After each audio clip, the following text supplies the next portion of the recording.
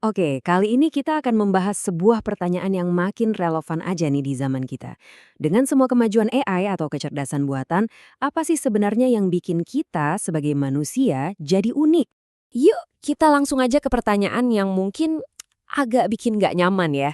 Apakah kita ini pada akhirnya cuma sekumpulan algoritma biologis yang kompleks, yang kebetulan terbuat dari daging dan darah? Pertanyaan tadi tuh langsung menusuk ke jantungnya. Kecemasan kita di zaman modern ini. Sebut saja kecemasan algoritma. Dan ini tuh bukan lagi cerita fiksi ilmiah loh.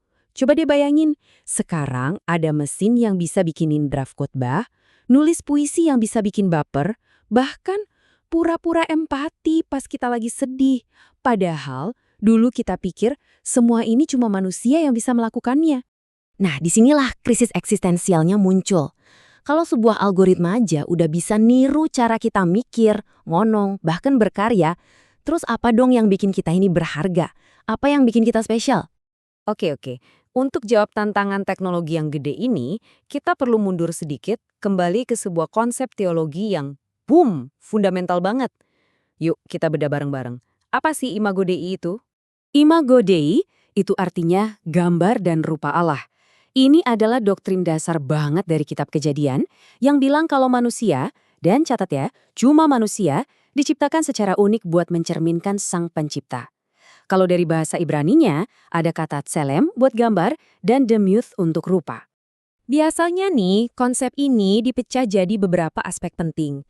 Ada kemampuan kita buat mikir logis atau rasionalitas, lalu kesadaran kita mana yang benar dan mana yang salah itu moralitas, terus kapasitas kita yang luar biasa buat cinta dan bangun hubungan itu relasionalitas, dan yang paling dalam kemampuan kita buat nyambung sama Tuhan itu spiritualitas. Bahkan, para teolog seperti Calvin dan Hoekema ngelihatnya lebih jauh lagi. Menurut mereka, gambar Allah ini bukan cuma daftar kemampuan kita doang. Bukan. Ini tuh, ya, esensi kita. Siapa kita sebenarnya. Satu kesatuan utuh antara tubuh dan jiwa. Oke, sekarang kita udah pegang konsepnya. Yuk, kita adu langsung. Inilah dia, mesin versus makhluk ciptaan. Bedanya tuh jauh banget. AI itu pada dasarnya cuma mensimulasikan fungsi, pura-pura bisa. Sementara kita punya substansi. AI itu isinya komputasi matematika, angka-angka doang. Kita ini kesatuan tubuh dan jiwa. Dan ini yang paling penting, AI itu nggak punya kerentanan moral. Dia nggak bisa ngerasain penembusan. Sementara kita, justru disitulah letak transformasi spiritual kita. Jadi, intinya apa? Intinya begini, AI bisa banget mensimulasikan obrolan, empati, bahkan kreativitas.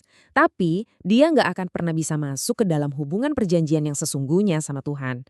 Kemampuan untuk berelasi secara mendalam seperti itu cuma milik kita manusia.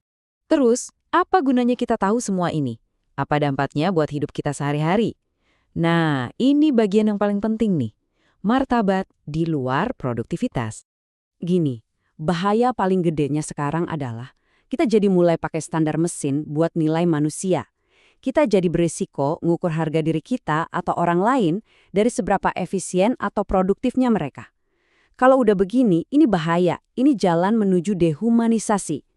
Dan kutipan ini, wah ini ngena banget. Ini jangkar kita.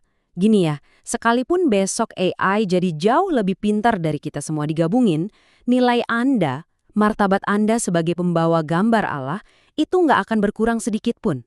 Sama sekali. Itu kebenaran yang mutlak. Terus gimana dong kita harus bersikap? Ada beberapa langkah. Pertama, kita harus melek dua hal. Melek AI dan melek spiritual. Dua-duanya harus kuat. Kedua, kita harus bela keadilan. Terutama buat mereka yang kerjaannya tergusur sama mesin. Dan yang ketiga, yuk kita pakai teknologi itu sebagai alat buat melayani, bukan sebagai penggaris buat ngukur nilai kemanusiaan kita. Dan sebagai penutup, saya mau tinggalin satu pertanyaan buat kita renungkan bareng-bareng. Kalau ternyata nilai kita yang sejati itu bukan dari apa yang kita kerjakan, bukan dari seberapa pinter kita, tapi dari siapa diri kita sebagai ciptaan Tuhan, nah, gimana seharusnya kebenaran itu mengubah cara kita melihat diri sendiri, pekerjaan kita, dan orang lain setiap harinya?